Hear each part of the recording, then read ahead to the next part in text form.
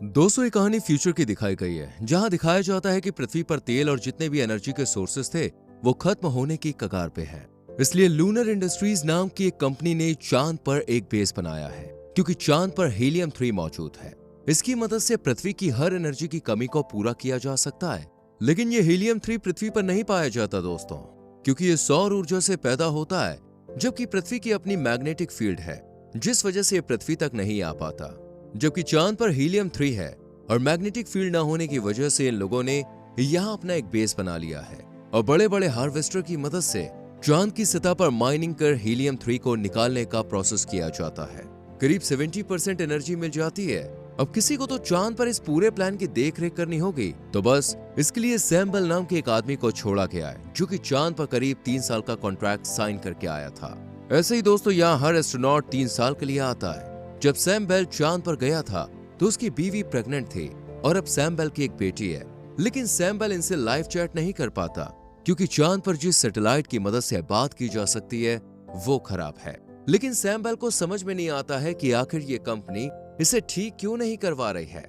Sam अपनी family को एक और मैसेज भेजता है, जिसका जवाब काफी दिनों के बाद आता है। अब सैम के पास सिर्फ 2 हफ्तों का समय है, जिसके बाद वो अपनी फैमिली के पास पृथ्वी पर वापस जा सकता है। यहाँ पर सैम का ध्यान रखने के लिए एक आर्टिफिशियल मशीन है, जिसका नाम है गर्टी। इस सुनसान जगह में गर्टी ही सैम का एक अकेला दोस्त है। सैम के लिए सेल में हर तरह की सुविधा है। सैम सिर्फ इस सेल से तभी बाहर जाता है जब हीलियम के कंटेनर भर जाते हैं, जिन्हें वो पृथ्वी की तरफ लॉन्च कर देता है। अकेले रहने की वजह से सैम की दिमागी हालत थोड़ी खराब होने लगती है और उसे एक लड़की दिखाई देती है, जिसे देखकर उसका हाथ गर्म पानी से जल जाता है। हालांकि ये लड़की सिर्फ सैम का वहम थी।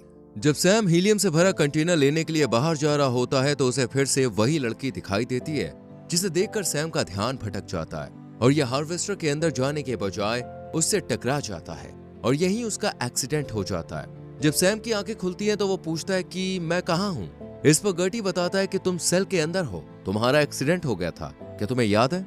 सैम को कुछ भी याद नहीं होता। इसके बाद सैम अपने बिस्तर से उठता है, लेकिन उसे चलने में बहुत ज्यादा दिक्कत होती है। तभी सैम देखता है कि गर्टी किसी से लाइव बात कर रहा है। गर्टी इन लोगों को बताता है कि एक्सीडेंट में हमने एक गाड़ी और हार्वेस्टर गंवा दिया। ये सुनकर टीम के 2 लोग बहुत गुस्सा होते हैं और कहते हैं कि अगर ऐसे ही चलता रहा तो हमें काफी नुकसान झेलना पड़ेगा।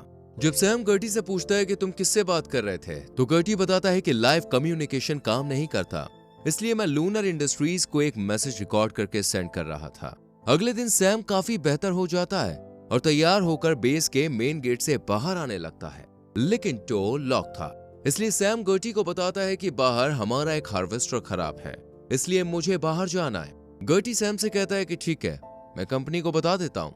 अगले दिन कंपनी की तरफ से रिकॉर्डेड वीडियो टेप भेजा जाता है, जहाँ सैम को बाहर जाने से मना किया जाता है, क्योंकि सैम की तबीयत ठीक नहीं थी। ये दोनों मेंबर सैम से कहते हैं कि इस हार्वेस्टर को ठीक करने के लिए हम जल्दी से किसी को भेज देंगे। ये सुनकर सैम को काफी गुस्सा आता है, क्योंकि उसे बाहर नहीं जाने दिया जा रहा था और ये टीम इसे बच्चों की तरह ट्वीट करती है, जो कि सैम को बिल्कुल भी पसंद नहीं था। इसलिए सैम स्टेशन में एक फॉल्ट करता है, जिसे रिपेयर करने के लिए तुरंत ही यहाँ पर गर्टी आ जाता है और सब ठीक कर देता है। सैम कहता है कि मुझे इसे सही करने बाहर जाना है, लेकिन गर्टी को डोर ओपन करने की परमिशन नहीं होती। लेकिन सैम के जिद करने पर गर्टी दरवाजा खोल देता है, जिसके बाद सैम अपना सूट पहनकर चांद की ठीक उसी जगह पर जाता है जहां पे उसका एक्सीडेंट हुआ था। और जब वो रोवर को अंदर देखता है तो बिल्कुल हैरान रह जाता है, क्योंकि उसके अंदर सैम का हमशक्ल था। सैम इसे लेकर बेस में आ जाता है और गर्टी से इसके बारे में पूछता है। गर्टी बताता है कि ये सैम है। इसके बाद ये इसे मेडिकल रूम में ले जाते हैं। इसके बाद हमें पता चलता है कि ये सैम ए है, जिसका हाथ शुरुआत में गर्म पानी से जल गया था और अब भी इसके हाथ पर बैंडेज बंधी हुई है। यानी अब यहाँ पर 2 सैम है। सैम जब दूसरे सैम को देखता है तो उसे यही लगता है कि उसे जिस तरह लड़की दिखती थी, ठीक उसी तरह उसे अपना हमशक्ल भी नजर आ रहा है। दोनों को कुछ भी समझ में नहीं आता। सैम जब अपने हमशक्ल को देखता है तो उसे यही लगता है कि वो बिल्कुल रियल है और ये उसका क्लोन है। ऐसा ही सैम बी को भी लगता है। दोनों ही अपने आप को रियल समझते हैं, इसलिए दोनों के बीच में काफी बहस भी हो जाती है। सैम को यहाँ लगता है कि जरूर इस बेस में और भी क्लोन है, क्योंकि जब सैम का बाहर एक्सीडेंट हुआ तो इसके अंदर आंख खुल गई थी और फिर किसी भी इंसान का धरती से इतना ज्यादा जल्दी आना नामुमकिन है। इसलिए वो बेस की अच्छे से तलाशी लेता है, लेकिन उसे कुछ भी नहीं मिलता। इसी बीच गर्टी सैम ए को बताता है, यानी बैंडेज वाले को, कि मैंने सैम बी को धरती पर ये जानकारी भेजने से रोक दिया था कि तुम अब भी उसी एक्सीडेंट वाली जगह पर हो और जिंदा हो। इसके बाद दोनों सैम में खूब लड़ाई होती है। सैम ए बहुत ही सिंपल और शांत था, इसलिए वो गर्टी को सब बता देता है कि मैं सैम के साथ लड़कर आया हूँ। सैम ए गर्टी से पूछता है कि क्या मैं वाकई में एक क्लोन हूँ। इस पर गर्टी बताता है कि क्या तुम्हें याद नहीं, जब 3 साल पहले तुम्हें जगाया था तो तुम अपनी याददाश्त खो चुके थे। गर्टी कहता है कि वो झूठ था, क्योंकि जब भी किसी क्लोन को जगाया जाता है तो उसे यही कहा जाता है, यानी यहाँ सैम ए और सैम बी दोनों ही क्लोन हैं। ये जानने के बाद सैम ए कहता है कि क्लोन होने के बावजूद भी मुझे अपनी पत्नी क्यों याद है। इस पर गर्टी कहता है क्योंकि असली सैम बेल की यादों को तुम्हारे दिमाग में इम्प्लांट किया गया था, इसलिए तुम्हें असली सैम की बीवी याद है। ये सुनकर सैम ए बहुत दुखी होता है, क्योंकि वो इंसान नहीं बल्कि सैम के डीएनए और उसकी यादों से बनाया हुआ एक क्लोन है। इसके बाद सैम ए सैम बी के पास जाता है, जहाँ सैम बी कहता है कि जब मेरी आंख खुली तो मुझे बाहर तुम्हारे पास नहीं जाने दिया गया। साथ ही वो लाइव कम्युनिकेशन के बारे में भी बताता है, लेकिन सैम ए को यकीन नहीं होता क्योंकि सैटेलाइट खराब थी और धरती पर बात करना इम्पॉसिबल था। इस पर सैम ए कहता है कि हो सकता है वो लाइव चैट नहीं बल्कि रिकॉर्डेड मैसेज हो, लेकिन सैम भी कहता है नहीं, गर्टी रिप्लाई दे रहा था। कहीं ऐसा तो नहीं कि लूनर इंडस्ट्रीज ने ये सब किया हो ताकि हम धरती पर किसी से इंटरेक्ट ना कर सके। इसी बीच इन्हें धरती से एक मैसेज मिलता है, जिससे पता चलता है कि अगले 11 घंटों में चांद पर एक रेस्क्यू टीम हार्वेस्टर सही करने वाली है। इसके बाद ये दोनों सेल से बाहर निकलकर अलग अलग दिशा में जाते हैं, जहां इन्हें कुछ दूरी पर एक बड़ा सा एंटीना दिखता है। ये असल में दोस्तों सिग्नल जाम करने के लिए था।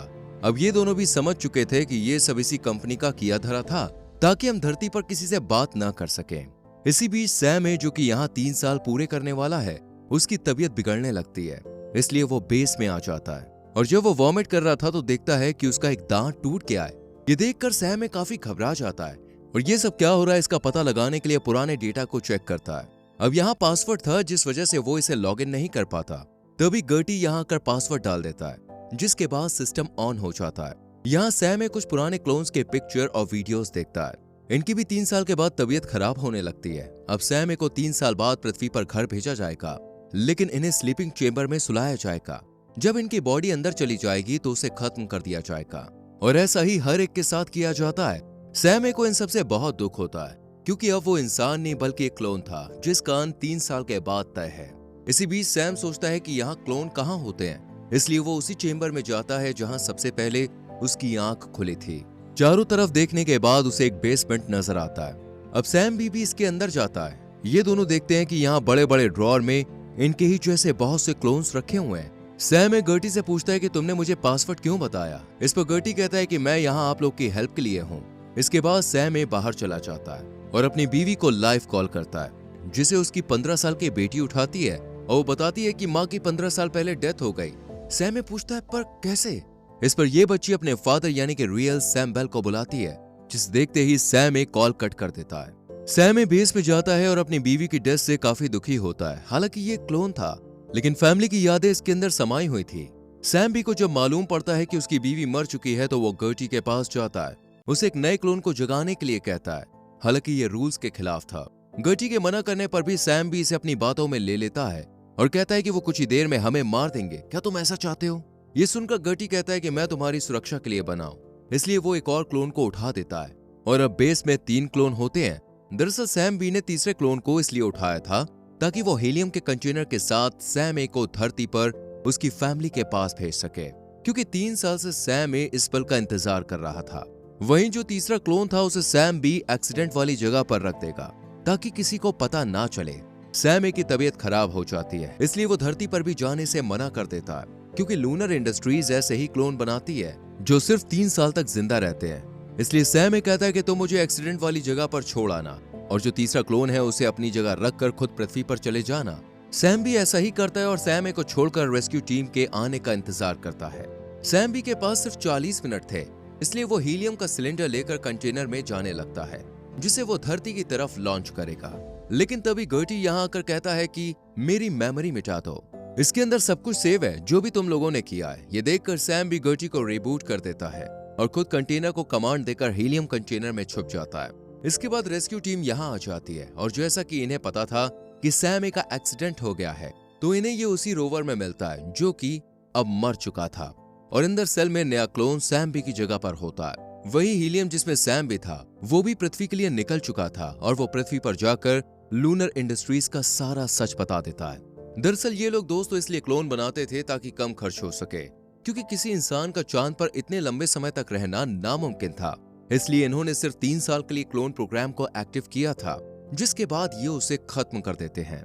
ये जानने के बाद लूनर इंडस्ट्री के शेयर्स गिर जाते हैं। पृथ्वी पर रियल सैम बेल भी अपनी बच्ची के साथ रहता है और यही कहानी की एंडिंग हो जाती है। दोस्तों, आपको ये वीडियो और एक्सप्लेनेशन कैसा लगा कमेंट सेक्शन में लिखकर जरूर बताएं। वीडियो अच्छी लगी हो तो वीडियो को लाइक और शेयर करें। आने वाली वीडियोस को देखने के लिए चैनल को सब्सक्राइब करके बेल आइकॉन प्रेस करें, जिससे आने वाली वीडियोस आप